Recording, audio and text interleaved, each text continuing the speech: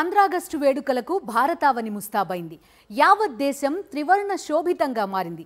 ఎర్రకోట వద్ద జరిగే స్వాతంత్ర్య సంబరాల్లో పాల్గొంటారు ప్రధాని మోదీ. దాదాపు 6,000 మంది అతిథులు ఈ కార్యక్రమానికి హాజరు కానున్నారు. 78వ స్వాతంత్ర వేడుకలకు ఘనంగా ఏర్పాట్లు చేసింది కేంద్ర ప్రభుత్వం. చారిత్రాత్మక ఎర్రకోటపై నుంచి వరుసగా 11వ త్రివర్ణ పతాకాన్ని ఎగురవేసి జాతినుద్దేశించి ప్రసంగించనున్నారు ప్రధాని మోదీ.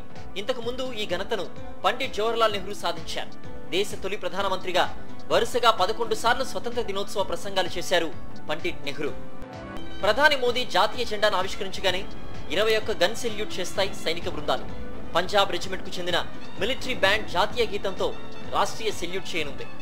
ధ్రువ్ హెలికాప్టర్ల నుంచి పూల వర్షం కురిపించనుంది wing commander Amber Agarwal, wing commander Rahul Sainwal team. ఆ తర్వాత ఎర్రకోట బురుజుల నుంచి దేశ ప్రజలను ఉద్దేశించి ప్రధాని ప్రసంగిస్తారు. వికసిత్ భారత్ 2047 థీమ్తో ఈ ఏడాది స్వాతంత్ర్య దినోత్సవం నిర్వహిస్తోంది మోదీ సర్కార్. 2047 నాటికి భారత్ను అభివృద్ధి చెందిన దేశంగా ఆవిష్కరించే దిశగా ప్రభుత్వ రోడ్ మ్యాప్ ను ప్రజల ముందుంచనున్నారు ప్రధాని. రెడ్ ఫోర్ట్ వేదికగా జరిగే స్వతంత్ర వేడుకలకు దాదాపు 6,000 మంది అతిథులకు ఆహ్వానాలు అందాయి. ప్రధాని మోదీ జనభాగీదారీ నినాదంలో భాగంగా రైతులు, యువత, మహిళలు, అల్పాదాయ వర్గాల వారిని ప్రత్యేకంగా ఆహ్వానించింది కేంద్ర ప్రభుత్వం. ప్యారిస్ ఒలింపిక్స్ లో పాల్గొన్న 117 మంది భారతీయ అథ్లెట్ల బృందం స్వాతంత్ర సంబరానికి హాజరు కానుంది. స్వాతంత్ర దినోత్సవం పురస్కరించుకుని దేశవ్యాప్తంగా భద్రతను కట్టుదిట్టం చేశారు అధికారులు.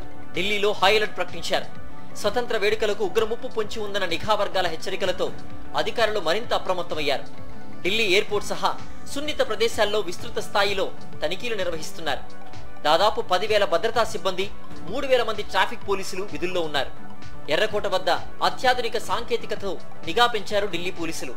పెద్ద సంఖ్యలో సీసీ కెమెరాలను ఏర్పాటు చేసి ఎప్పటికప్పుడు భద్రతను పర్యవేక్షిస్తున్నారు. యమునా నదిపైన ప్రత్యేక పాట్రోలింగ్ యూనిట్ ను మోహరించారు. ఢిల్లీ, ముంబైతో పాటు జమ్మూ కాశ్మీర్, పంజాబ్, ఉత్తరప్రదేశ్ లోనూ భద్రత పెంచారు.